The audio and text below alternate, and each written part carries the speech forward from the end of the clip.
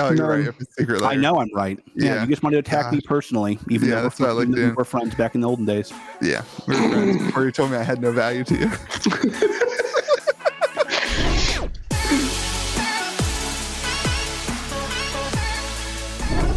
Whoa, whoa, whoa. Welcome to May the Zoo Be With You, America's favorite spoiler cast. I am joined today by Louis DeGeorge. He has as many friends as he has spoilers. Welcome, Louis. I am also joined by the defunct Right Ways Hat, Midtown merchant himself. That, Mitch? I think it looks better. I also, if I face it this way, I like bump into my chair, right? Yeah, no, that's why you get a low back chair. I buy my chairs. No, I have this really nice Secret Lab sponsored the podcast, and they give me this really nice plushie to rest my neck. You only have one sponsor, and it's one of my major competitors. Thank you, Mitch. Yeah. Yeah, I got booted actually from Louis as a sponsor. He's like, "Oh, I don't have anybody for singles anymore, so I'm gonna go." I'm gonna go pick this other guy who's a solid dude, mind you, but still, I be one of Georgia's biggest competitors. So I'm happy for you, Louis. I closed your store, Mitch. That's what's happening. That's exactly what happened. He ran me out of business, guys. Louis, the destroyer of worlds and spoilers, and games apparently.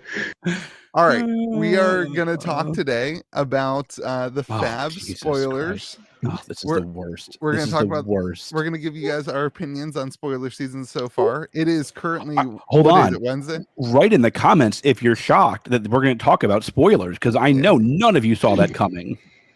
We're not going to talk about specific cards though. We're going to talk about fine, whatever. We're going to talk about spoiler season. Then we're going to talk about the history of the reserve list. We're kind of trying to change the topic up. We're going to talk about I want to talk about sexy Bravo. That's really what I'm here for. We're going to talk about the Bravo. history. I mean, that Bravo is dapper. That Bravo has drip. And then we're going to do the Metazoo Minute and talk about the Metazoo reserve list. So it's going to be a spicy episode. No, we're talking about the OP. Come on, boss. We just talked about this. We're talking about all of it. We're talking about Metazoo Minute will be 15 topics. Thanks, Louis. Yep. This is really great. This is really great intro. That's pretty standard, actually. You nailed it. All right, nailed it. That's the zoo part of May the Zoo Be With You. Spoiler season for Flesh and Blood. What are you guys' thoughts so far? I'm excited. Lots of good. Bravo, drippy Bravo looks great. Yeah, some people. I saw one guy and I don't know who the person was. He was like, "Man, that card's complete garbage," and I was like, "I thought it was actually pretty good." I'll be honest. I have heard. Nobody told me that card's garbage. I've heard. There was one guy in the comment section, and everybody else was like, "This card is bonkers." That's kind of my thought too. Oh, for those of you who don't know, good job, Louis. It has Earth, Lightning, and what else? It has 3 elements. Earth. I'm trying to find it right now. No, not lightning. Earth, wind, and fire. Earth, ice, and lightning. Yeah, Earth, ice, and lightning. What did you say? Earth, lightning, and fire. And I said I don't remember the third. Listen, I think that's a good card. That card can use a lot of cards. That hero can use a lot of cards. Right. Basically. That's actually why they were dunking on. They're like, there's not a large enough card pool for it. I'm like, I'm pretty sure we'll be okay. It's got the biggest card pool, doesn't it? Of any I totally understand what you guys are saying. I'm not trying to troll the troll, but I don't know if he was being like sarcastic. I mean, I haven't looked at the spoils that came out since yesterday. That's insane. My artwork favorite on the set looks awesome too. I woke up this morning and somebody had posted a fake Ira spoiler on Facebook, and it was like really, really well done. And I got super excited. I actually went to text Ken, and then I read the comment section, and it was fake. Shouldn't be texting Ken anyway. What up, Ken? He would have been asleep anyway. Yeah, he's high. So there's Ken 420. The 2 things that I've loved about the set so far. First, James White listened to me and not you, because he's smart, and he made the art fun and light and exciting versus your horrific at carnival that you went to as a kid, apparently, with death. I wanted it to nonsense. Carnival. No, that's not it. That's not it. And I'm glad James White. Let's not get dark and weird with it. I mean, that's fine and all, but we're going to the pits next set anyway, so I like the art for the set. I also they moved the hero to Majestic. and I am all about that action boss. Why instead of the rare slot. Why do you like that? I hate legendary heroes, and if they had made this Bravo legendary, I would have rioted. Well, they've never done. Oh, I guess they've done Cheyenne. I think we're gonna still get a legendary. I don't. So here's the trick. I don't care. Like I care. Like I don't really care if the legendary hero is garbage. Like Gianna's, a meme. She's fun. She's fun to play, but like or hard. Yeah, but like but it's not a viable. Competitive. Right. Like, none of my players will run Gianna. Sure. They're gonna run. They're gonna run Drippy Bravo. They're gonna run Bravo. So I'm excited for the Arcane Lantern. They have like that extended art cold foil version. Looks way cooler.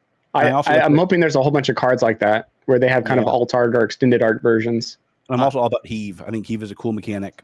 Yeah, I would agree too. Bravo. Team Kitchen Fable's been testing Bravo, and they think it's very, very good. Very good.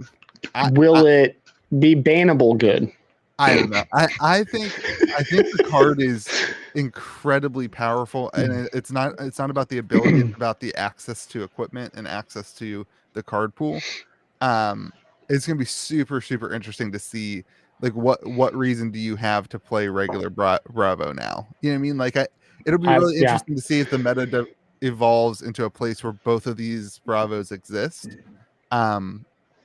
Today is Wednesday. It'll be super interesting to see if we get more of these old heroes reimagined. That was something I said, I think all of us said on that we wanted to see, and I think it's great. Let me be very clear here. That is an interesting thing. I will judge you if you play non-drippy Bravo. If you play regular Bravo, well, I want the drip. I think this is also the first legacy character that's being brought into the talent system, which I think is really cool too. Yeah. And I'm wondering if there are going to be other heroes that get brought into this set, or if we're going to see that kind of like in future sets as they explore different regions. I think it's great that they're pulling that in. I am curious if they will be a legendary hero, and will it look as I hope we don't have the whole new waifu agenda, but it'd be awesome. Hot take, and keep in mind that it is Wednesday, and that that by the time this releases, this hot take may come true. But what we have not seen is any sort of villain, or we have not seen any conflict yet in the set, and the LSS story team is too good to not include some sort of conflict. And it's going to be bingo. I still think that we see some. I still think that we hold on. Let me finish. I still think that we see some conflict, and I think this is where they pull in the shadow and the light hero, like the shadow and light talents, into this set. So, hot takes. That is a hot take. That is a hot take. Yeah. I am not on that team. I do not think that's what's happening, boss. That's fine. All right, so let's get to the big topic here. Two things. Will CNC be reprinted this set? No. Unless it's the carnival slot, which we don't know anything about. I think it'll be in the carnival slot. Yeah. What have we learned about the carnival slot? It's one per pack, right? One per pack, and it's rare or higher. And that there's some wording that it's like trinkets and other things. That's like kind of like the. Well, we've seen lots of potions and amulets and talismans. Do you think it'll kind of fall in that slot? The current gear, if you will.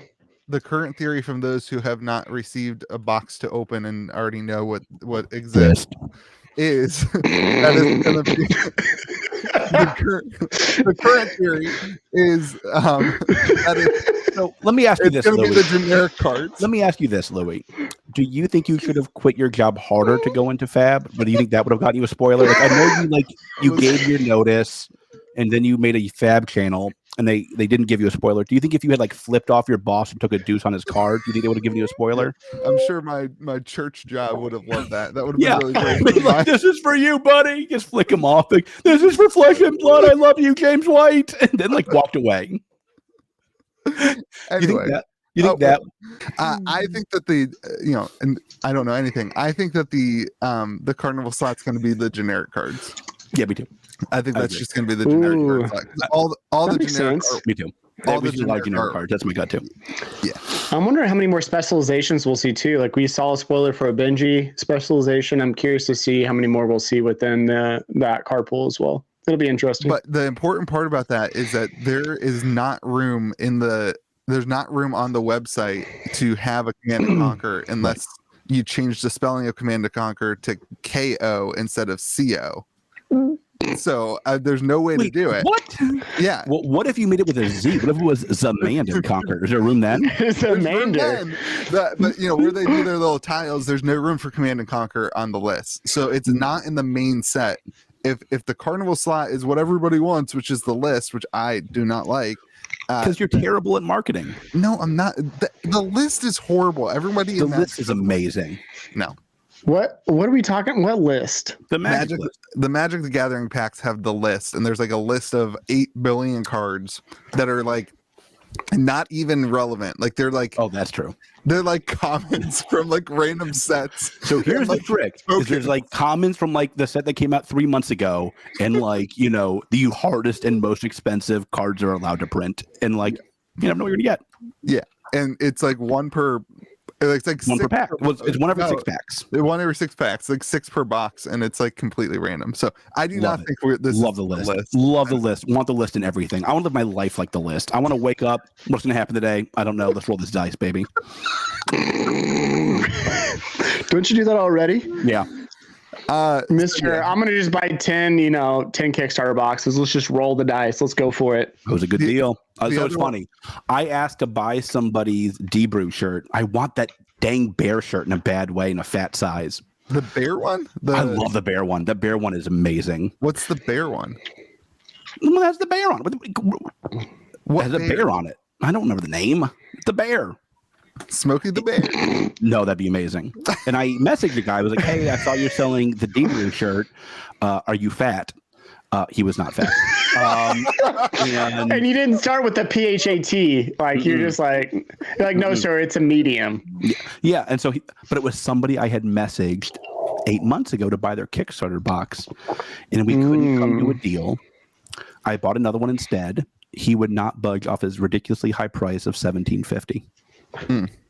What? Wow. That's what they were going for. I found one for $1,600.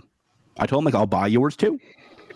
All right. Oh, I in my head was saying converting that to 17,000 because of current prices. Yeah. So y'all came to a deal? Well, no, because he wasn't fat. He needed to eat some Twinkies. No, I'm saying, did you come to a deal with this Kickstarter box? Is he still holding it? I don't know. I didn't ask him. Back to the topic at hand. I really thought that fire breathing was a funny spoiler too, because it's like basically a magic card. It's basically a Magic the Gathering. It's a magic card. Yeah. I'll be honest. My store Discord was lighting that one up. That was not. That is my least favorite spoiler so far. It's like the same name. Yes. It is. It's kind of the same ability a little bit. I mean, like things stay on the permanents in Magic. I thought it was hilarious, and I actually liked the callback to Magic. I don't know, it was funny. Do you think that was intentional? Like, oh yeah, for the Magic people. Yeah. Oh yeah. It's that synonymous to the existing card. I don't know. My eyes are struggling this morning. I made a crock pot meal with onions and got my eyes going. You're fire breathing. See, your eyes are fire. No. I tried. I'm not Shrek. Not Shrek. I thought that one was really funny. I can't wait for that one. The foil is gonna be sweet on that. I mean, the artwork looks, as always, stellar. So I'm excited for the set. This, then Mon, then Wraith. I still think Crucible Wars artwork is better than because you're blind. Maybe you should borrow my glasses because boy, you blind. I don't know. I genuinely enjoyed Monarch's artwork, especially the foils. Like Illusionist foils were just bonkers. The Genesis foil, I'm telling you. Artwork's really good. It's not Crucible good. I'm gonna say that every year, every set. Like, they will never be able to. You're not biased at all. It is interesting though. It seems like this set, generally from the community, is you have like fanboys who are like hardcore fanboys, like this is a sick set, and you have people who are kind of skeptical, like this looks like trash. I mean, I think it looks exciting. I like the new mechanics. I also think it's interesting instead of power creeping, they went more like into different play spaces with it, which I think is interesting. There's definitely some significant power. Well, it's funny. There's some cards that I'm like, that's really powerful, and then there's other cards like some of the equipment that's been spoiled, particularly the brute equipment. Yeah, I'm like, wait a second, that is just a much worse version of what's out there. Like, why would I use that over the other cards? And so it's really funny to see, like, there might be interactions that we don't have understandings of yet, though, and impacts to sure. them. Yeah, for sure. So, yeah, like, what is it? Roll 5 or 6 to get +1 on every attack. And if you roll one, it goes away. Right. I was like, I like that. I was playing. Have y'all played GKR, Giant Killer Robots? No. It's an awesome miniature game. Strongly encourage it. I was playing it a couple weeks back. And if you roll Snake Eyes, you have like support units that you can use. It blows them up. Like they just like, that's what it felt like. I was like, oh yeah, roll 1, boom, done. Just dissolves into the void. Yeah, it's crazy. All right, it'll be cool to see. It'll be cool to see what else is happening. The new wizard staff looks pretty cool. There's a lot of things we could talk about, but I do like that they got the Benji specialization. I agree with all that. I don't know. Cool. Should we get to the topic of the day? The primary topic? In a minute. But yeah, go ahead. Louis, start us off. You're the one that assigned this novel of homework. Well, this is. Do we call this Louis' homework hour in the podcast? This is good. Okay, to actually, it really is an hour, so that makes sense. I want you to tag it to like move to tag it in the video. As people always ask. Yeah, can you start doing that? Yeah, Louis' homework hour. So. The homework here is an actual podcast. To make the podcast actually valuable to people and not just us being doofuses. We can still be doofuses. We got that covered. Value to people. So with the announcement of the Metazoo reserve list, I thought it'd be really good to go do a history of the Magic the Gathering. I'm getting coffee. You keep going. And talk about, like, he just doesn't care. He's like, all right, I know it's a primary discussion. I'm going to leave at a key moment and a key transition to go get coffee. This will be my fadeaway for you to transition into the reserve list discussion. People who criticize my channel as a result of this podcast have no clue how hard it is to work with you too. No clue. With me? I'm the easiest one to work with here. I literally actually prompted this week, hey, Louis, what is our homework for the week? That was Can you send? And you're like, we're going to talk about the reserve list. Oh, would you mind sending me some articles? Because I'm not a Magic expert like Louis is. I do not play Commander, the only paper format that actually exists for Magic. I learned a lot about Magic this week. This is great. So thank you for sending over homework. I learned a lot. Good. So George is already apparently a genius, so he doesn't even need to read up on it. We're going to take a look at the reserve list and talk about it a little bit. It's like accurate. And then we're going to talk about the Metazoo reserve list as well, because there's been a lot of conversation about it. And So Magic released the reserve list in let's see, it was July of 96. They put the set out. In 96 they created the reserve list. Mm-hmm. And the main reason that they did this was community feedback after printing Chronicles, which reprinted a bunch of the cards in the set. 4th edition, yeah. And they printed Chronicles, and it kind of ruined the financial value, and people kind of got all upset. And so they created the reserve list, which was like 570 cards or something like that. Yep.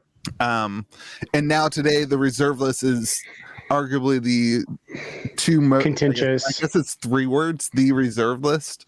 I know. Yeah. The most contentious point of topic for Magic the Gathering. You have investors who say that they need it for the cards to have value, and then you have players who are like, I can't get those cards to play, and I apparently don't know how to get a proxy.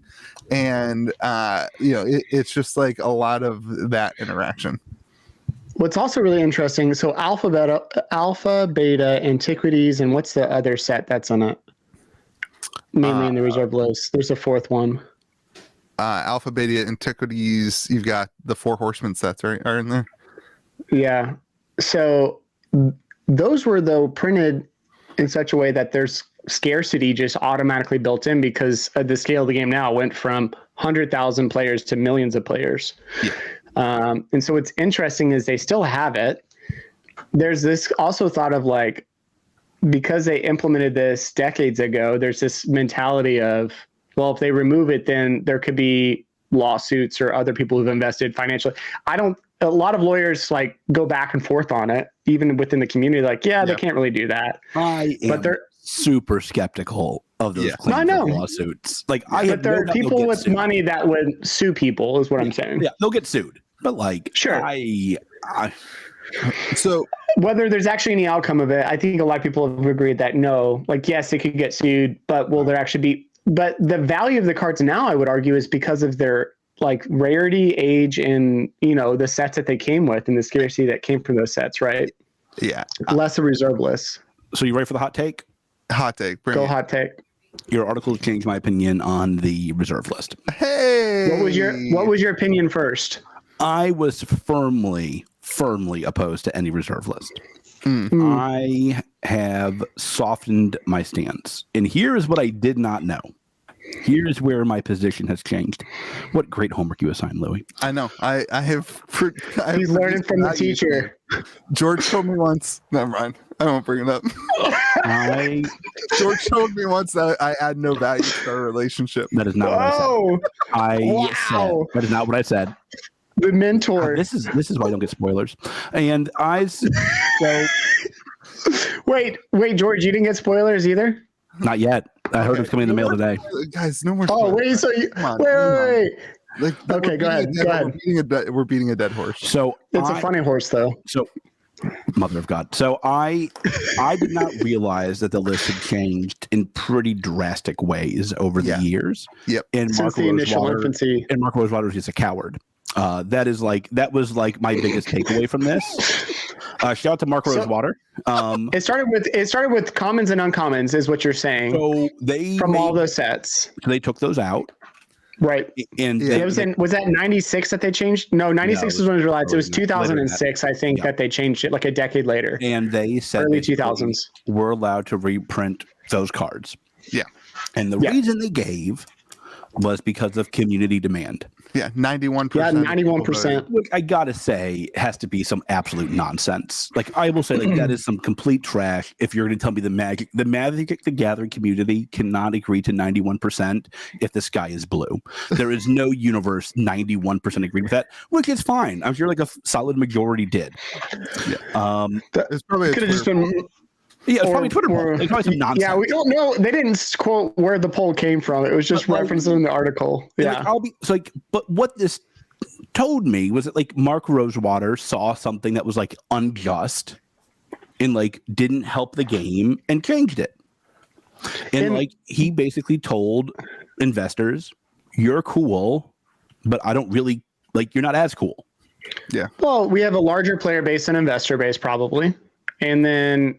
I mean, at that point, and then early 2000s, Commander, was it like, prior 10,010, like Commander was kind of or even the last few years, Commander was more of a primary format for paper. And that reserve list impacts that format the most, from what I understand. And so then, like, they were trying to do these changes, and Mark Rosewater basically says, like, oh, there's this new silent majority that doesn't want me to reprint these cards, and I'm going to listen to that silent majority. What the what? Like, how do you know the silent? Like, what? And when we print them, you're saying as foils? Yeah, like you don't want to reprint them. Like, and that's fine, but like, don't give me this nonsense of like the silent majority. That like, listen, like I am team Professor on this one, 100%. But like, here's where I will soften my stance on the Magic Reserve. So we'll get into the Metazoo Reserve, which I think is different. In a minute here. But like the Magic Reserve list, this made me feel better because first of all, it told me that the investors are absolutely going to lose this battle. Somebody with some courage will take over from Mark Rosewater one day, and they will do what they need to do and change the reserve list again. Is that what you want to happen? Absolutely. I think the reserve list, like what would you hope to happen to the reserve list? What would you hope to change? Dual lands are important to a lot of decks. Right. Well, to Commander decks. From my understanding that it is in Commander, but you're the Commander expert, Louis. Yeah, listen, I completely agree, and I like all that stuff is super important. I don't know that reprinting that in four. I don't think it matters. I personally think if you reprint dual lands, the reserve list dual lands are not going to lose value. Like I agree completely. Right. They're we so all would agree with that. They're so old that it doesn't matter.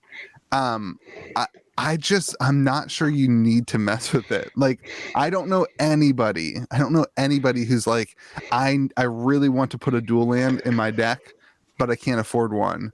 I know $500. There's a lot of those people. Yeah, but they're not, because you can get literal exact copies on the internet. Man, so you're saying they're proxying. I won't even know when Wizards hears this and you get banned from LSS and WotC, this will not go well for you. So I would like to state for the record, both LSS and WotC, I follow your proxy rule in my store. I can't see very well though.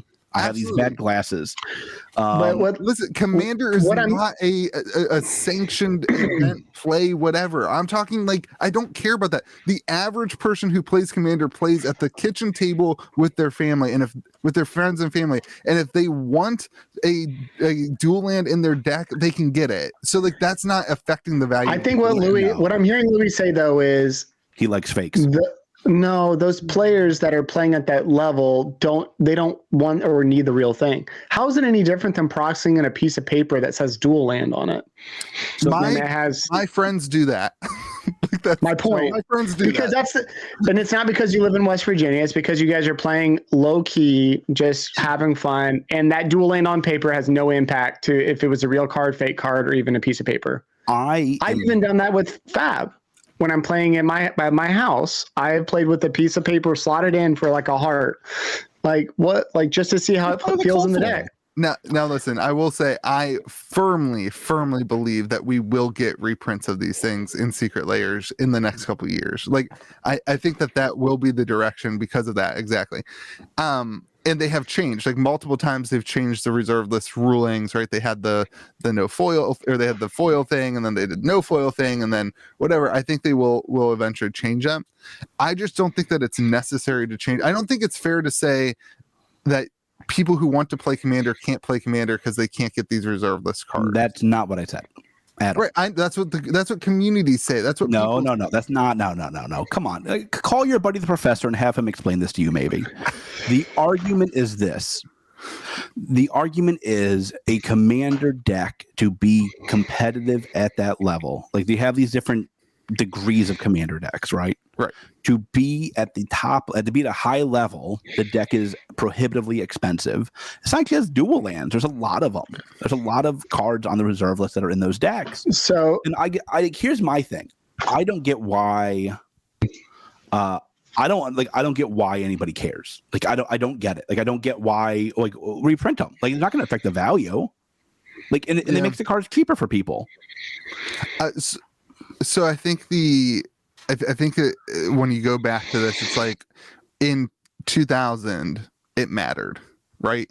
Like in the year in the year 2000 mattered because the game would both articles we read both. I agree that the game would have died. I agree, or had a higher chance of dying. Yeah, I agree with that completely. So like again, like you softened my stance on the list. I will concede that. Yeah, the why makes sense, but does it still make sense today? It's also gets like this. I don't get like come on, Mark. Let's have some action, boss. Like, come on, man. Like, silent majority, my left toe. Like, let's just want things to make you money. It doesn't make me any money. How is he gonna make money though? You know how much money I make on Secret Layer, boo boo? Oh, you're right. Secret Layer. I know I'm right. Yeah, you just wanted to attack me personally, even though that's what I like doing. We were friends back in the olden days. Yeah, we were friends before you told me I had no value to you. That is not what George said, for the record. I assume you all know that. So here is where it made me feel much better about the Metazoo reserve list. Yeah, I have never met a CEO who is as in tune with his community as the GOAT, Mike. If this goes crazy in the game, and like he realizes, oh shoot, mermaid scales would really help this interaction coming out in Wilderness. He would change it. I have no doubt he will help the community figure this out. I have no doubt that he won't do this nonsense of 91% or this silent majority. He will actually talk to people, and he will actually listen to what they have to say about how to fix the problem, and he will realize it's a problem. Yeah. I mean this. Your article is really I did not realize that they had changed the reserve list that drastically. Magic did. Hmm. It makes me feel like this is stupid then, right? Because it's like the list is like whatever I decided to be this morning. So it's not really a list as much as it's, a wish list. So I want foil Black Lotus. When the Metazoo reserve list came Cool. out, I was a little bit shocked. I think I was a little bit like I was like, oh man, like this seems early and it seems whatever. And then I looked at the cards that were on the reserve list, and there was a couple key things that I really saw as positives, and mainly like the pre-release promos. Like those cards aren't used in decks, they aren't used in the meta, they aren't used in whatever. It adds excitement to going to the pre-release because that's the only time you're ever going to be able to get those cards, and it gives excitement to. He's talking about the foil version of that card. So that I would like. So that if I could make one change, it would be only the foil version would be reserve listed. Yeah, but like he has built the game, and like a lot of the people who have been highly critical of the reserve list have never played the game. I want to give a huge shout out to the professor's good friend, Pleasant Kenobi. Yeah, I thought that was a spot on video. I love when people attack games and start off with "I've never played." I think that is always going to be high value content. Not only has never played, but obviously didn't research the meta decks and the cards that were on the reserve list. Like the only one that caught me off guard was honestly Chaos Crystal. Yeah. But like there's other cards that are like there's potential to put other cards in there better. So like, I agree. There are things that worried me about it when I looked at the list and I saw some of the things. I think the intention of the list is to give strength to the idea of, hey, these things are collectible. And I think there's a lot of people who like the reason they were made was to collect. Like a lot of the cards, that's the reason they were made, especially from CN1 or from the base set. Well, like like the thing is, like the release medals. Why do those need to be reprinted? Yeah. They don't do anything. What the reserve list states is that, hey, these cards are collectible, and we care about the collectible side of the game, which is not a bad thing. That does not, by saying you care about the collectible side of the game, doesn't say that you don't care about the player side of the game. Players, exactly. Like I think we just are not in the point where we've seen the ways that they are caring about the player side of the game. They just released their play network. Like, how are we criticizing that there's nowhere to play the game when they just released their play network in an official way? It's just like that's nonsense, right? Like my store has carried Metazoo since Cryptid Nation 1. Yeah. Like you can come, Pleasant Kenobi, you are welcome at Compete Sport anytime you want. I will sit down with you. I will teach you the zoo. Yeah. I will sign your playmat. You're welcome. There are plenty of places to play Metazoo. I guess I don't get it. I didn't get that critique. I thought it was nonsense. I'll be honest. And I like here. I generally like Pleasant Kenobi. Like I generally like. I'm a patron. I'm a patron of his. I love his. I love his intentional content. I love his content that he has done research and done it. Like this is why that video didn't upset me. Yeah, it caught me wrong. That's exactly why it upset me because I'm like, I expect better than you. He didn't do the research for it. Yeah. I just built. I just put this in TCG Player, a Fearless Critters deck on TCG Player. This is a deck list that I've been playing with my buddy Robbie. There are 40 cards in the deck. 7 of them are the auras. 31 of those cards on TCG Player cost $83 currently. And then the other 2 cards are not listed on TCG Player because they don't actually have them in their system. But it's First Anniversary, which is a $40 card, and New Year's New Beginnings, which you can get the 2 that you need for $40. So for $150 ish, whatever that you math have a is, full playable high meta deck, essentially that has high impact. The top tier meta deck for this game, and that is the cost of like one legendary. That is the cost of way less than the price of most legendaries. That's true. Today. It's way less than Rainbow the cost of almost legendaries. Every other game to play their deck. That is a third of the price of one dual land. Right. So like, I think that like Louis supports for some reason. The argument, people. The argument. Just how many of those cards are on the reserve list that you're playing with? A couple. Okay. Forest God's Amber is on the reserve list. And Chaos Crystal is on the reserve list. I think a lot of the. Go ahead. it's important to understand the amount that has been printed of those cards, though. Yep. Second edition just came out with tons of them. Some of those cards, like Chaos Crystal, is in a bunch of the theme decks, like the theme decks that are $14. Like there are so many copies of the cards that, like, if you need a Chaos Crystal, go buy a $13 theme deck. Like. And there'll be different tiers of that card, right? The Kickstarter version is going to be full holo. It's going to be way more expensive than that deck version or the second edition iteration of it. So, and that'll always persist from a collectability standpoint, right? Scarcity will impact the overall value of that in time. So are we saying that the reason of the reserve list was largely for collectability reasons? Listen, I think like the reason, like, so when the reserve list came out, my two thoughts were like, you got to trust Mike. Like, listen, like, I've been very careful to not critique gameplay of Fab. I'm not a game designer. I don't know. Like, I think critiquing play testing and play and the gameplay are very different things. Yeah. I'm not going to critique the gameplay. I'm not a game designer. I don't know. But my first thought was like, listen, like, Mike, I got to trust you. And like, that is my thing. That has been my policy, is that, like, if you're going to trust Mike, you got to trust Mike. And I trust Mike to not mess it up, not mess up the reserve list.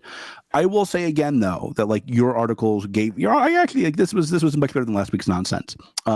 This one really did change my opinion. I completely trust Mike to keep his finger on the pulse of the community.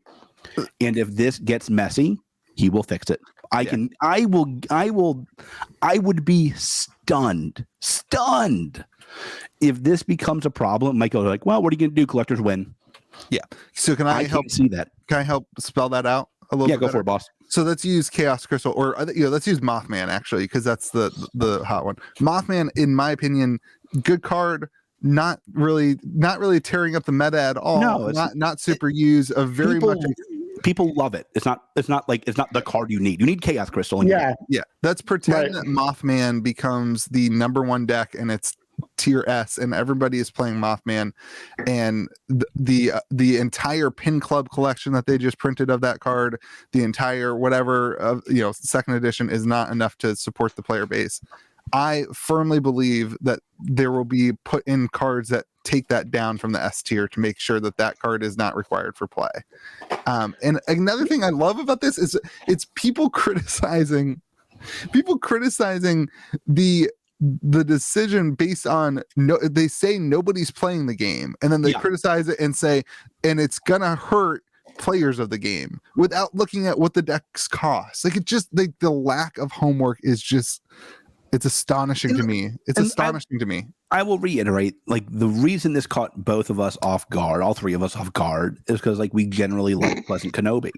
Like, it's not like it's I'm not just talking about Pleasant Kenobi. I'm talking about all that. I say, no, like I like Pleasant Kenobi. Like, Pleasant Kenobi, like, that one really rubbed me the wrong way. I did not like that. I'm not trying to do a review on Pleasant Kenobi. He was I'll do it on my channel later. I can't wait for the I can't wait to see what on your channel. Dining Room Table TCG. It's like Kitchen Table TCG, but one step up. I don't know, man. Like, that one really rubbed me the wrong way, I'll be honest. Because I like him a lot. And I'm like, dude, this is not a good look.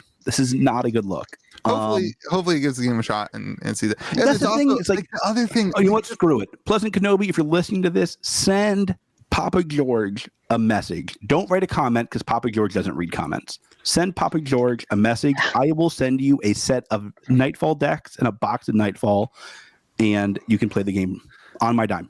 I'll pay. I don't know where you play live. It in our Discord server on Tuesday nights, where we play the game on our Discord server. You can probably do better than that.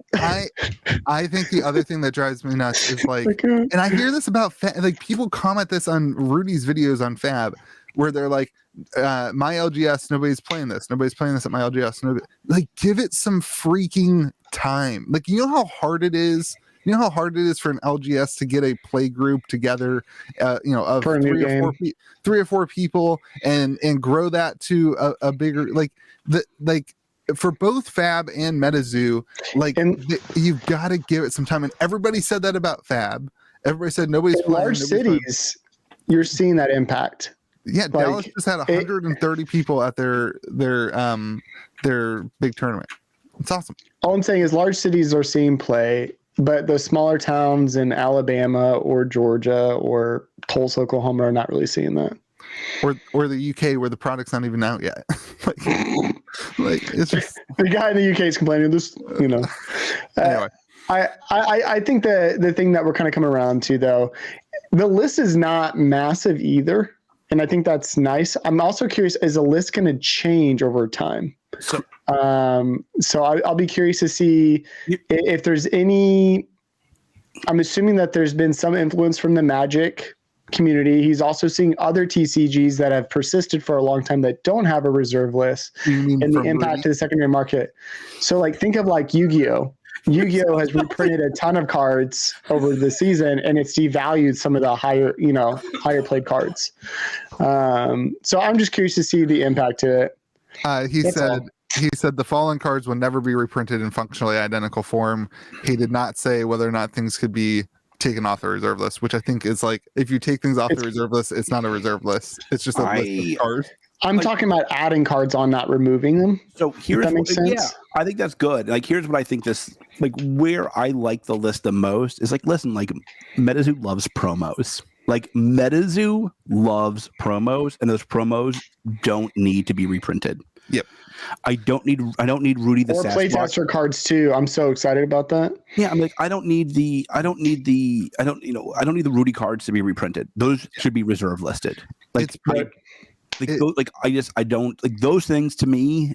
Like, I assume those won't be reprinted, frankly. Like, it was great to have that. So you're expecting on, as promos come out on a yearly basis, maybe every 6 months, they update the reserve list with new promos that are on that list. I would hope. I mean, like, listen, like, especially with the promos, they don't need to be reprinted. Yep. NFT promos need to be on that list. I'm just saying. All right. What does? They're doing NFT promos. Oh, yeah. Wait. Here's my criticism, because I think this is important. And I think the one thing that Pleasant Kenobi said that I think was valid, and I said it in my video too, is that the reserve list is not on the website somewhere public. It's in the Discord server. Which here's the thing. I think that Metazoo is planning a revive of their website anyway. If you take a look at their website, I think that they want to be redoing it, and I think that that's part of their process. And also, like, the Magic the Gathering reserve list is very difficult to find on the official website too. Like, you can find it just by Googling it, though, because it's everywhere. Right, but it's everywhere elsewhere. Sure. There is an official statement on the website, the official reprint policy. So that is definitely a criticism that I would like to see improved, is like the website. But it's also, again, like, it's super important whenever you, like, the game is so new. It came out, the official game came out, July of 2020. It's coming on its second year, and this year it's going to be its second year since Kickstarter, right? Yeah, but the first edition, I don't consider Kickstarter. Since first edition, it's not even been a full year yet. Right, and like, so give it some time for that kind of stuff to be done. But yeah, like, I think it's fair to say, okay, you have to join the Discord server to see the official reserve list. Yeah. That does kind of. That is the first thing I'd tell people if they want to stay up on news. And I've talked to Mike about the website. He desires to have it updated more consistently. There's growing pains in the scale of the organization.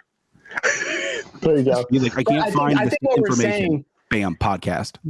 Well, I get it. Anybody I saw, like, that's coming onto Facebook News saying, hey, where do you find out all this information? I say, just go join this Discord. Go watch the announcements channel. There's daily announcements most of the time. I'm not. Smash that subscribe button. All right. And hit that thumbs up. Thanks. All right. We don't cover everything, but I appreciate you looking out for Louis. I got your back, Louis. So this is his livelihood. He did quit his job to do this. So write Louis quit on the in the comment section to help that algorithm for everybody. Right. Oh, I got it. I do think one intro. Write how Louis should have quit his job in the comment section below to help him with the algorithm. Smash that subscribe button and hit that thumbs up. And go ahead, click that notification bell, and then hit all so you're notified of all the recent Kitchen Table TCG content sponsored by Compete Sports' biggest competitor. You just need to crop this out, George or Louis. You just need to crop out this clip and use it every day for every single video. Yeah. Just like that little pause at the beginning of your videos. I do think it will be interesting. We have all these people saying nobody's playing. Now that the Play Network is out, imagine people start using it. It shows you all the events of what is going on, and people are gonna be like, "Oh, I guess there are people playing this game." Right. Yeah. And they paid a third party to build that. The people that built that program, like they are the quintessential like all right. Game masters. Go ahead. We'll commit right now that we will host 40 we will host 40 Metazoo tournaments this year. Wow. Love it. Well, go add it to the network, George. Go sign up and register. To be honest with you, my staff does all of the stuff like that because I like. Well, you don't even know how to use Discord, which is why you're telling nobody to go there. That is not what I'm good at. I know what I'm good at. That ain't it, boss. So we already have a weekly event. I will commit right now. You need to add it to the Play Network, Louis. I already signed up. I signed up as soon as he made the announcement. My man. I'm just saying, I think that'll give a bigger glimpse. Anytime somebody says that, and once that Play Network is growing, I'm just going to post that link. Like, are you sure? It was great. We had an event last night, and there were a couple people playing, and we've had like four or five, 6 people playing every week, and then this week people came and started watching, and then they started playing. They went, and while they were watching, they started building the decks with their second edition that they had gotten from me. All and right. they started playing. Me versus you, Collecticon. Let's do it. Ooh. Dude, I'm going to Collecticon. Official announcement. KitchenTableTCG is going to Collecticon. Nobody believe him. Nobody believe him. He is a liar. Nobody knows that my trip to you got canceled. Nobody knows. Louis stood Why me up did your trip get canceled? Again. Because George told me that there was a massive snowstorm and that I shouldn't come. Excuse me? Yeah. How was that snowstorm? My flight got canceled, like straight up canceled 2 days before because of a massive snowstorm that turned into. Was it massive, George? It was very rainy that day. I was wondering if you actually got anything. So here is here's where that comes from. I will never forget this. It was right before I left to go up to Boston. It was 5-6 years ago. We got 6 inches of snow, and I'm from DC. Which 6 inches in DC you can deal with, but 6 inches in Carolina you can't deal with. So here's what I learned: we don't have plows, and I don't mean we. You have no treatment vehicles. Plows. Like we don't have plows. The airport was closed for 7.5 days. like Charleston was shut down. Charleston doesn't have the budget for plows. They're it happens once in 10 years. Why would we do it? And so I assumed they saw this and they were very worried that Louis is going to come to Compete Sports, get trounced by Compete Sports superior players, obviously, and then he would be stuck here for a week and a half. The best of which play in my Discord server every Thursday night. That is a lie. Well, Phil's up there. Is Tyler in there too? Tyler doesn't go to your store, right? Oh no, he just talks. He goes to your store for some tournaments, right? Yeah. So anyway, I canceled the trip. I called George and I said, "Hey, do you want me to reschedule for Saturday? I was supposed to get into Friday." He said, "No, that doesn't seem worth it. Well, you're gonna miss the event. You're gonna miss the event." I said, "Okay, I don't want to come anyway," and that was the end of our friendship. And then we rescheduled. And that's when he told you that I basically carry you. I carry this podcast. So I got out of going. Friendship. I got out of going, and now I'm going to Collecticon with all my friends, and I guess George is going to. Mitch, where's that at? I can hardly wait for the Vanilla Ice concert. Orlando. Oh, Vanilla Ice, and they're going to be what? Or custom plushies? Yeah. I can hardly wait for the Vanilla Ice concert. Is there a Vanilla Ice plushie? I'm going to have Vanilla Ice on my Mothman. I'm going to have Vanilla Ice. I got to get him to sign the Nightfall one because Mike won't sign the Cryptid Nation ones anymore. So I got to have. You need to get a cold foil card and have him sign that ice too. Oh yeah, the ice. Yeah, that's good. Yeah. I am gonna get a Vanilla Ice tattoo after. Actually, go get the new Bravo cold foil and have him sign that, and that'll be perfect. It seems. He is basically. It's exactly the same person. Funny. Anyway, So I'm going to Collecticon now. That's where we're going. Or that Cool. movie. Maybe. Let's not count our chickens before they're hatched, boys. By then, let's just keep it real. There'll be another variant that shuts down the United States, and we'll have to go all again. It'll be fine. When is Collecticon in Orlando? There's no variant shutting me down. It's not true, actually. I think you canceled your trip once before because of a Delta variant, but it's that's actually fine. to Orlando at a convention center in the same building as this one. Last time it was because my wife was like 9 months pregnant and COVID. Oh, now we're not worried.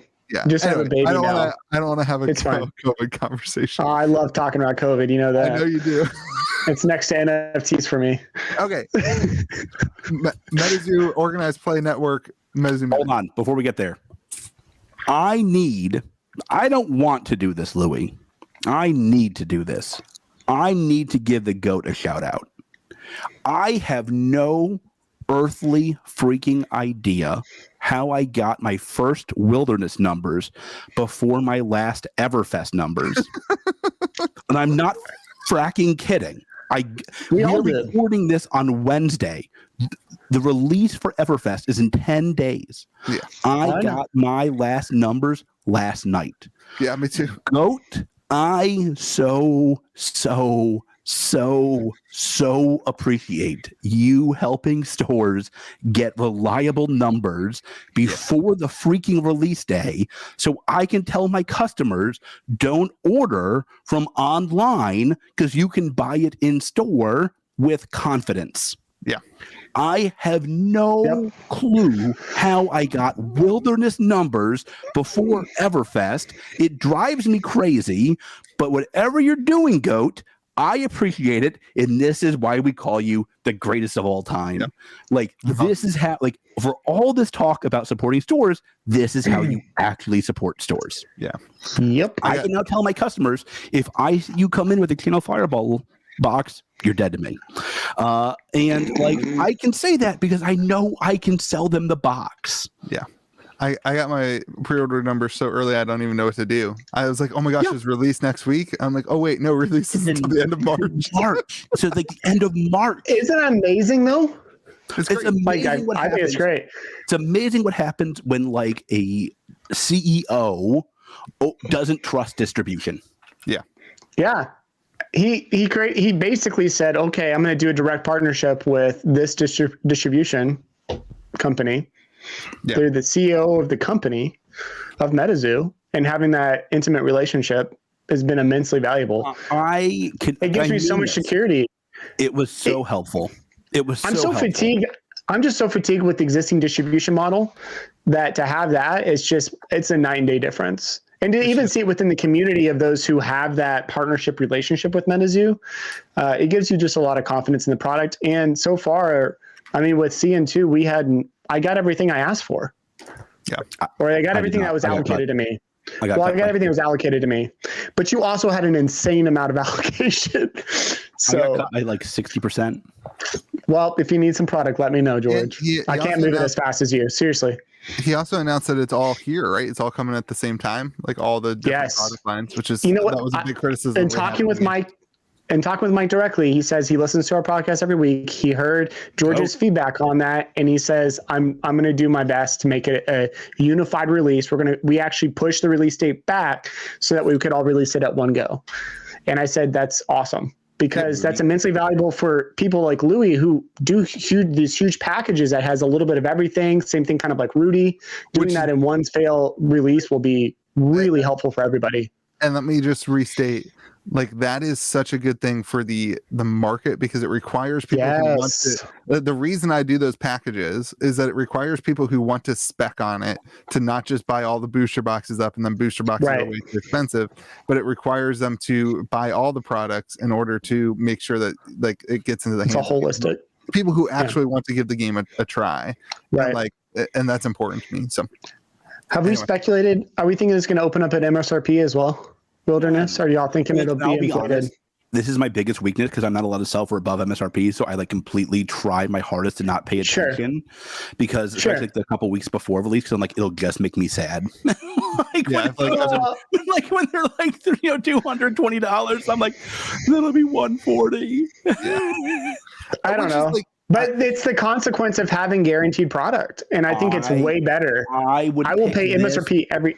Yes, I would pick this any day of the week. I would pick this any day of the week. It's so much easier for me. It's super healthy for the market.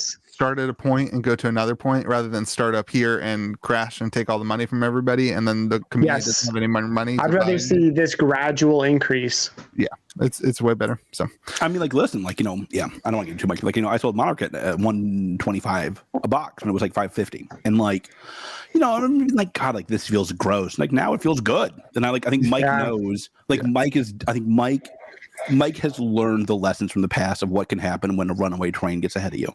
Yeah. Yeah.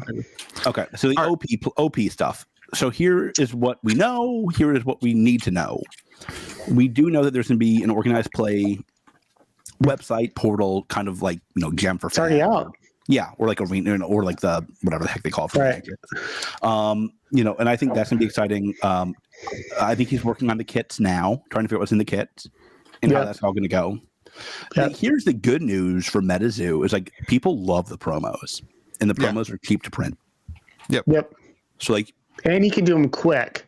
Yeah. I was talking about his turnaround. Like, if he wants to have a promo next month, he can get it out next month if he's thinking about doing it today and he has the artwork in the files. They are so quick at turning stuff around. It's insane. I mean, again, he's an executive. Well, it's also, what's interesting is he's chose not to go with Cardamundi, which I think that's an intentional choice, I think. I mean, he could build a partnership with them, but then you're getting into that huge queue with all these other, versus with going a different printer, he's actually able to turn out product more consistently, efficiently, and more like the card quality is, I mean, it's not like the echelon, but it's good enough and suffices for what we need it to do for the current market. So anyways, promos, he's really quick at turning them around based on the current. For the most part, the Metazoo card's great, as well as like any other TCG that I've sent in. I've been sending in lots of. The card stock's not like premier, but they grade well. It's already out. It's out right now. It just released. Yeah. Are we going to talk about it? You wanna? Yeah, I kind of do. I haven't watched it yet. You just put it out today, didn't you? You guys, we started at 10. It released at 9. It was only 20 minutes. You guys, I was doing my homework. Sorry, and making dinner and like. I don't know if you guys want to talk about it. We can talk about it. All right, let's talk about it. Louis, how did you? You've been investing a ton of. Well, you've been investing a ton of time in this, dude. Dude, I edited that video. My God. It took me forever. All right, so I landed. Well, I don't want to ruin it for people. Go watch the video and then we'll talk about it. No, fine, we'll talk about it. We can talk about it next week if you want. It's not going to come out until Friday. Like, we're fine. There's days that people will have to watch this. It's not like you're spoiling this for them today. And nobody watches the only thing and then post the link up above Louis' head where you can click on it. Louis edited this video and post the link. We all know that's not going to. Louis is not going to do that. I will spoil. I'm just saying you could do that to get more views, but you don't want to invest the effort. It's fine. This is leave it at that. So I landed with SGC is where I landed. I would say PSA and SGC probably are on the same level to me in terms of, and the key here for me was not talking about financial value. It was more talking about quality of life and using the slabs. And they have like SGC has like the little foam insert on it, right? Yeah, and it's like, it looks really cool in the backgrounds of stuff. That was one reason, but more like BGS. There's no photos. There's the population report. Unless I'm doing something wrong, which I'm pretty sure I'm not. The population report is like it's way too difficult to get to. Like you got to click through for what? For BGS. The pop report for BGS. It's not that hard. You just Google population report for BGS. Okay, you go to their website and an advertisement for a football jersey pops up, and then you have to ad blocker like a Neanderthal. Then no, it's like their website pop up. It's like when you went to your stupid website and you had your monitor. It's always asked for your email. I actually worked on George's website and I was like, "Do you want to keep these?" He's like, "Absolutely." And I was like, "I'm not going to argue with him," but I thought it was stupid. Move on. When your website is worse than Compete Sports website, you have. That's offensive for me because I worked. I'm about to say, I know who designed my website. Spoiler alert: he is right there. And then, you know, it's just their service, you know, I only barely said this in the video, but they sent me the wrong cards already in a previous BGS report. Oh, well, we know that. Not again. You know, like their service I think they did it again. You get the worst quality service. It's not like that Cadillac service that you get from some of these companies. You get the worst. You get the worst service. What Cadillac service do you get from these companies? No, that was just a joke. Posh man over here. That was 100% an inside joke with me and George about one of the distribution companies. Correct. That's why they get more Cadillac service. There's a Cadillac service. Go ahead. So here's what's funny about that is like those are the two companies that are most respected in sports and most respected. SGC is. Well, I mean, I would say there are some serious cards in SGC holders, you know, in sports. A sports card investor. That is the one he is tight with, and so it's funny. I sent in some sports to them after I watched his video, and like I was very happy with it. And I think they grade as tough as anybody else, frankly. Yeah, it'll be interesting. My Luminaris got a 10. I was not thrilled with that grade. I saw your Luminaris and I was like, that is a generous 10. Questionable.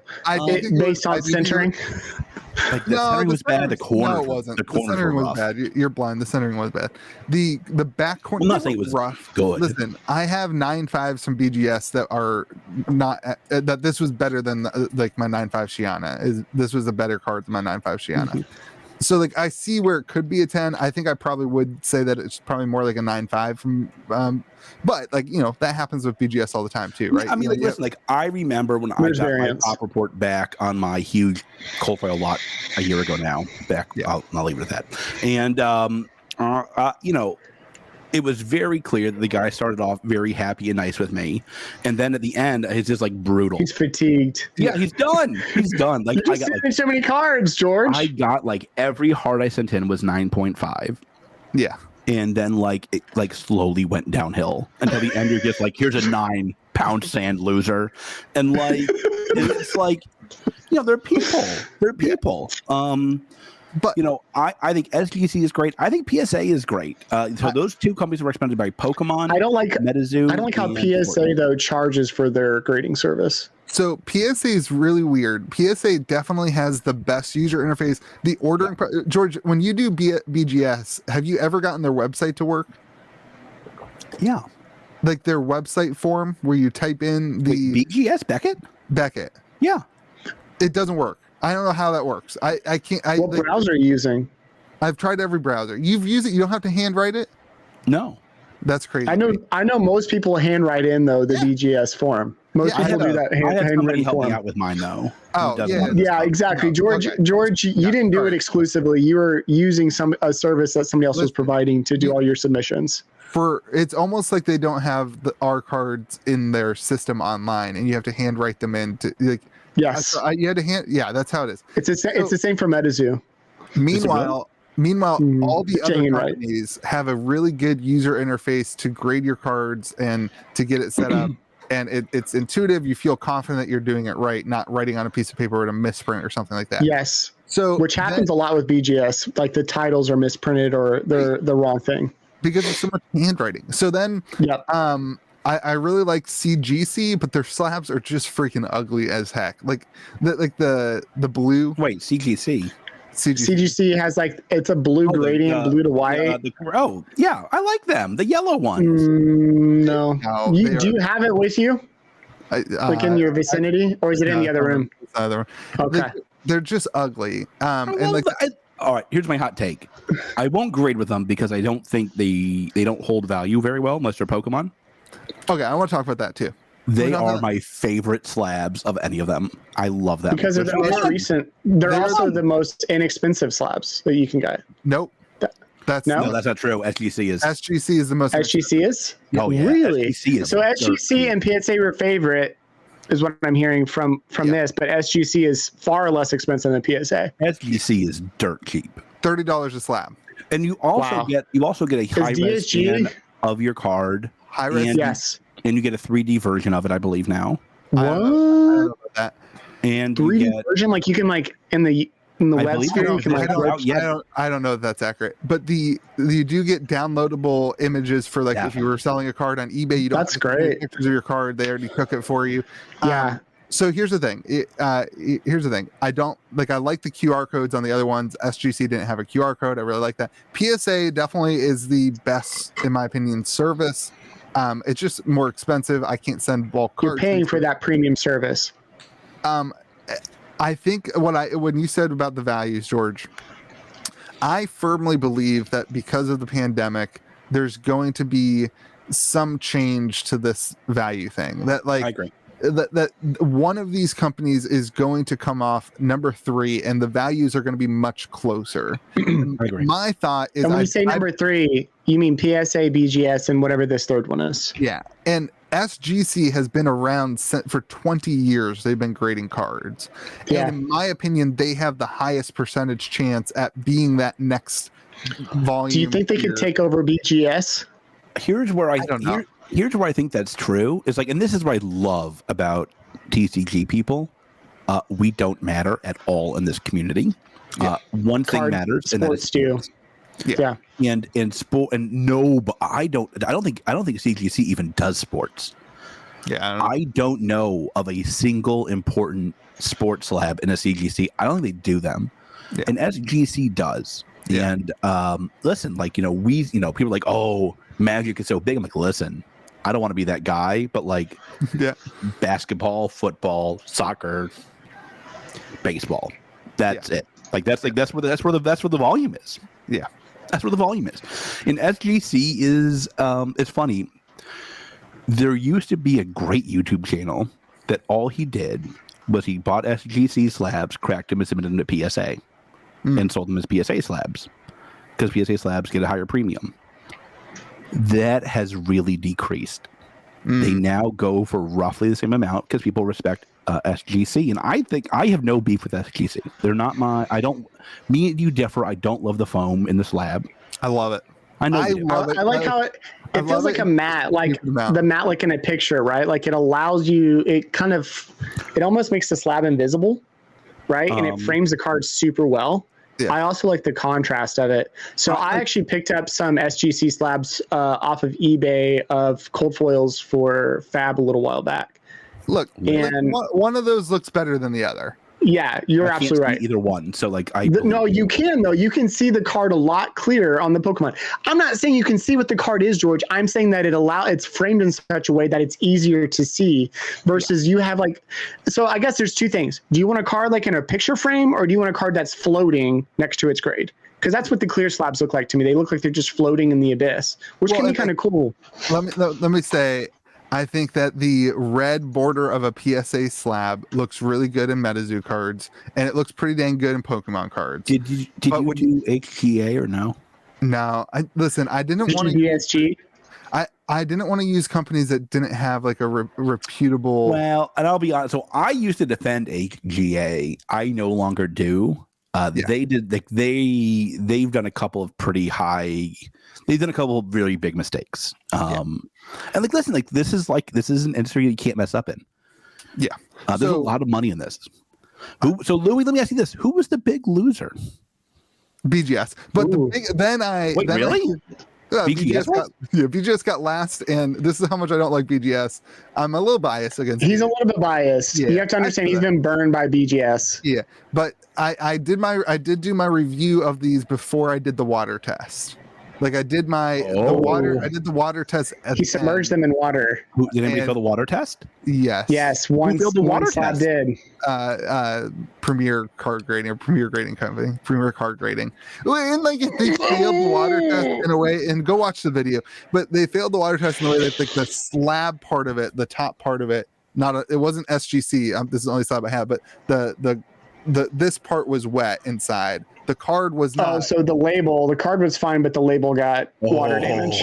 Well, let me But tell like the thing wasn't like it wasn't fully. So like that's a big deal. But Louis, maybe- that's a big deal. That's the whole I'm- point of encapsulating is you protect the card. If you're not protecting the card, you just have plastic over your card. Yeah, well, like don't put your cards in a bunch of water too. Maybe that was the Yeah, I mean, I agree, but like Louis, I'm but if guessing you live in a didn't, flood like, zone, I'm guessing you like what if they put it in your basement? Your basement. Louis, yeah, exactly. You've seen your basement, Louis, and what can happen to it. You are the perfect example of why you slap cards. And I suspect you didn't dive with the card. You probably put it in some sitting water. Yeah. And it leaked. I mean, did. like that's a big deal, Louis. Yeah. He did submerge it. He put not pressure, but you put something on top of it to hold it down. I put an alpha box on top of it. I saw the picture. It's like this weird egg carton thing, like a reusable egg carton My daughter's egg that he carton. puts on top of it, and then he puts a acrylic cased WTR alpha box on top. Let me guess. You got beat up on Surface on that one, and you got great centering. On what? Yeah. So well, Surface was weird because the company said that the Metazoo cards from first edition have high Little like a bunch stipple, of small indentations. small indentations in the back of them, and so It's the card stock. Going to be a 7.5 on Surface, but none of the other companies What? cut that. So Yeah, it's just because of a lack of experience with grading Metazoo cards. That card stock plus the printing technique has that naturally in it. well, Every Metazoo card I have has that. Hold on, I want to be fair. They did say that they didn't want somebody taking a Metazoo card and comparing it to a Magic card and saying, Right. the surfaces are different. Why did the Magic card get a, basically the grade? They wanted to be consistent with their grading, which is fair. I just don't. For me, like to send all my cards into a company. Send all my Metazoo cards into a company knowing that that's going to be the process. It's just not Right. worth that risk to me. Right. To say, okay, like I don't know if I can get if PSA is going to give me It's giving me a 9 or a 10. a 10 and that has the value. I just don't see the reason to send it into that company. So All right, so let's do There's this. all Metazoo. Let's do this. Let's make SGC in PSA. Metazoo grading company. Let's do it. Like let's say I'm in. I'm already in. I don't care if it's SGC is. But PSA has that direct relationship. So what would be the reason for going? Like, is there a thing where you go, like, let's say, Louis, you have a Mothman that's in immaculate condition that's Kickstarter. Where do you send it? I already have a 9.5 Kickstarter Mothman from BGS. I'm probably going to take that out of a BGS slab and put it in PSA. I might take it out. Do you guys want me? I'm not selling it. Do you want me to take it out of the do you guys want me to put it in an SGC slab? Please do not do this. Why? Please, I am begging you not to be that stupid. Can't you send it in the PSA and they'll do all that for you? Yes, or they will never cross grade. Cross grading is a fantasy. But like more That's not what I'm saying. They will break the slab for you though and regrade it. But no, but you have to have a minimum. So you might come back a 9. Yeah, I don't want a 9. That's my point. Do not do that. I am begging you. Why? Because you might get a much lower grade and you might damage the card. Yeah, I don't think the risk is worth it. But he has no desire to sell it. Officially, there is a BGS 9.5 Kickstarter Mothman for sale. It is for sale for X amount of dollars. Plus, you have to give me a good condition raw Mothman that I can send in to get graded from SGC. Is that for first edition? Kickstarter. What? Kickstarter. So you're gonna sell them at a discount, the 9.5, and then Not a discount. No, I'm gonna get money and then take a raw Mothman so I can make money and then get. Okay, so you're gonna take money, then go buy a raw, then go grade that raw in PSA. Yes. That seems doable. Not PSA. SGC. SGC. Sorry. So, but because you're never gonna sell it. So do you think? I have no intention to sell it. I want to do slab cards. Here's the thing though. So people are slapping in DSG because of affordability and because they have the arcane border that was made by Chris. So it's Metazoo oriented. I have cards that have that border. It looks really cool. So we have those. We have PSA. I have not seen any SGCs yet for Metazoo. Then you haven't watched my video. No, Yes. I'm not talking about that. I'm just saying burn. in the community outside of Louis, who is one person in that massive community. What you should do is subscribe to his channel and hit that like button. Mitch lies. So all I'm trying to say is Mothman. It's gonna be pop 2.5. Yeah, but one sold already. One sold is my point. Hold on. one is to how many PSAs? I guess my point is you're not going to get a premium for it. So what is the wait. That is a different statement. I was with you. And that's what I'm trying to say. That's what I'm trying to say is you're not like if you score a 10 PSA versus a 10 SGC, I could probably get an extra grand off of a Mothman. Oh, I don't think that's true. You're telling me that an SGC will be the same value as a PSA to the community as a whole? I would tell you. I disagree. I would definitely value an SGC 10 more than a PSA Higher? 10. Oh yeah, because they have 9.5s. Okay. So what do you think the community is going to say as a whole, though, George? I don't care what George says. I think they'll value SGC 10 higher. So SGC I just don't think there's as a large reputation for Pokemon, which a large majority of the community are coming from. Do you think SGC holds as much as a premium in the Pokemon community as PSA does? I think a 10 would. Because the 10 is hard at SGC. Yeah. I just don't hear a lot of talk about SGC. I'm not knocking SGC. It sounds like you had a really positive experience with them, Louis. What I'm just trying to say is, from a pure investor standpoint, I think that, and you're not that mindset, Louis, of investor. You're that mindset of a collector. Exactly. And here's my thing. Right now, I do believe that even evidence of this is on the internet. December 17th, a 9.5 Kickstarter Mothman sold from BGS for 5,800. A 9.5 from SGC sold 3 days later for 3,000. So wow, that's 2,500 difference. Yep. And recently, last week, I wish I would have bought it. I definitely would have bought it if I knew it existed. On the 24th, a 9.5 Kickstarter Mothman sold for 2,400 from SGC. Wow. What a deal. That's today. Yeah, I mean, you could slab that. This is what I'm saying, though, George. You have a better understanding of SGC because of the sports community. This community doesn't have that same mindset. They don't have as much formality with SGC. Me fitness people. Listen, the point of the video was to say that the flesh and blood community and the magic and the flesh and blood community and the Metazoo community is too, I don't swear on this channel, but it's too damn new for us to say the only thing we care about is these old companies that do things terribly, and to say that. And I think that but PSA didn't do it terribly. Right, you're right. That's what you're saying. But they're way too expensive. And I think that the community can decide, and I want to champion the idea of the community deciding that other grading companies, if they provide a good service and if they provide quality grading, they should have value. And I don't I think that's how I would agree with that. So that's what I'm doing. I'm going SGC. I agree with you wholeheartedly. And it sounds like if the three of us are grading, we know who we're going with. I don't know. I don't know who you guys are going with. I know who I'm going with. George, are you going to go BGS, George? Nah, I won't use BGS. I'm over BGS. Would you use PSA? For Metazoo. For the premium? It depends. Like does it depend on the card, or does it depend on the value of the card? It depends on how good it is, honestly. Okay. What does that mean? So you're thinking if it's going to grade higher at 10, you want to send it to SGC? Just think, like an SGC 10 is hard. Like that is Louis has a Luminaris SGC 10. He does, and I'll be honest, that shocked me, and I was a little bit. I was not thrilled with that. You're thinking it should have been a 9.5. At the highest, to be honest with you. Sure. That really surprised me. It shows him not know they're doing with Fab. To be honest with you, like that was my takeaway. I had two SGC slabs that were a 9.95 at one point, and they looked good. I mean, like a 10 is like hard for SGC. I get it. And like a PSA it's hard 10 for most companies. A PSA 10 is like, it used to be like, it meant like you sent in a card. Now, they have fixed that. They have fixed that. Now it actually means something again. I don't know. Like I listen, I think SGC or PSA would be who I would go with. I'm pretty neutral towards both of them. So I won't go back to BGS unless it's for Fab, because Fab has this weird fetish with Beckett.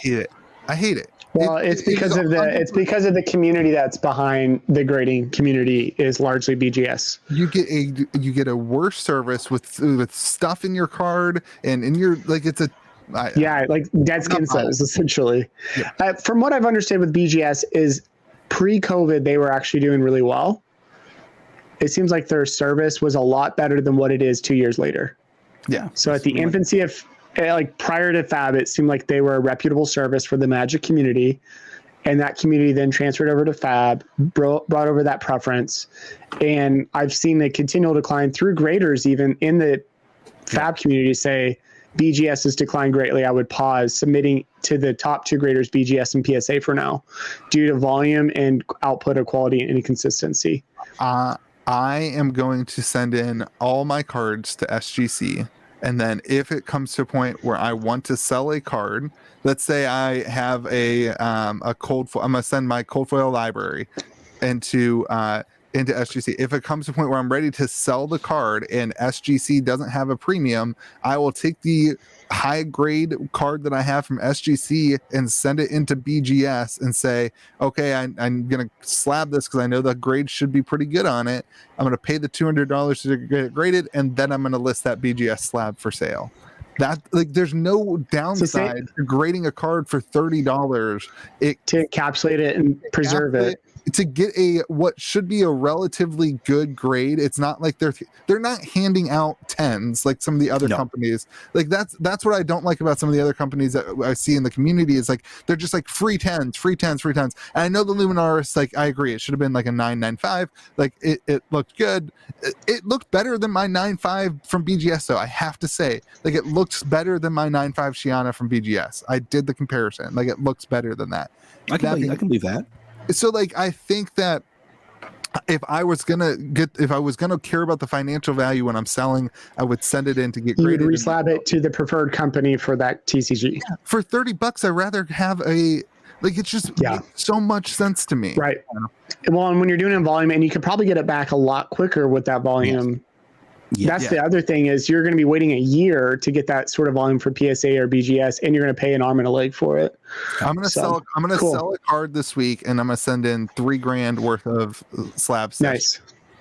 I don't have time to do that, but that's what I want to do. You're doing great. All right. That was good. I enjoyed that discussion. That was not planned. Yeah. But that was good. Thank you for looping us in there, Louis. Good research. The Metazoo Minute in the middle now makes it more exciting at the end. Ooh. It's like you never know when the Metazoo Minute will be. You got to listen to the whole thing. You never know. Like, Louis spent. How long does it take to chapter out? We all know you're only here for the Metazoo Minute, so we got to keep throwing it in at different times. Next week might be the front. You don't know. On my better podcast, we stick to the script, so I actually am able to, on OBS. Sounds boring. Have it pop up automatically, and then YouTube does all that automatically when they see the word. So great. That's how we do it in the Bone Zone too. Yeah. This is the worst. I don't know what that's like. Listens. I totally agree. All right, everyone. Anything else? How many listens did our podcast get the last few weeks on average versus your new podcast? On Anchor, really views. We've been killing it on the you guys, you can find us more than 1,000. You can find us on Spotify and on Apple Podcasts. Wait, you got an Apple podcast within 2 weeks, but it took you 4 months to get this podcast on Apple. Yes, because I forgot to get us on Apple Podcasts. Oh, we're waiting on Apple. Well, what happened is I used to have a podcast and I used Anchor, and they automatically did it, and it just took a lot longer for Apple. And I thought that's what was happening, but Spotify actually bought Anchor, and so they don't distribute it to Apple. You have to do it manually. We have 4,000 listens on the podcast on audio only. Pretty good. So remember, everybody, to put comments in the below of how Louis should have quit his job. I will read those. I'm genuinely curious. I will read those. I would go for that. I would have had you dress up as a Mothman. Do you want to off your boss? Do you want to know the size of the market? Mothman didn't exist then. You want to know the size of the market of our podcast on audio? No. 70% United States, 7% Australia, 7% Canada, New Zealand is 2%. What up, James White? On my other podcast, I also said I didn't like Lord of the Rings. People didn't like that. I got a lot of negative reviews. Wait, what happened? I said I didn't like Lord of the Rings. People rioted. Yeah. What's wrong with you? What is wrong with I've never heard somebody say I don't like Lord of the Rings. That is a weird No, hot it's take. illogical. Sorry, I think I said Lord of the Rings is overrated. Oh, that's actually true. That's What? actually true. Yeah, Lord of the Rings. If you watch it, 800 hours. Somebody said, Well, somebody said that's what I you said. should watch the director's cut. I said the movies are too long, and then somebody said, Louis, you should try reading the books. I said, wait a second. That's not the right answer. I can't read. I'll just say this. Did y'all think Dune was too long? I didn't watch Dune. I don't know what that is. What? What is that? God, I can't, guys. What is Dune? Jesus. I'm done. The new one. Go get it. One. The new one. It is a book that is about 5 inches thick, and they released the first part of the book as a movie. Okay, let's be real. It has a Hans Zimmer soundtrack. It's exceptional. I don't know who that is. Cinematic experience. Here, Go get HBO Max and go watch it. Save yourself some. You know what killed me? You know what killed me with Lord of the Rings? It wasn't the Lord of the Rings. It was the freaking Hobbit. The Hobbit, the book for the Hobbit is this big. You can read the Hobbit book in like 3 hours if you're reading quickly.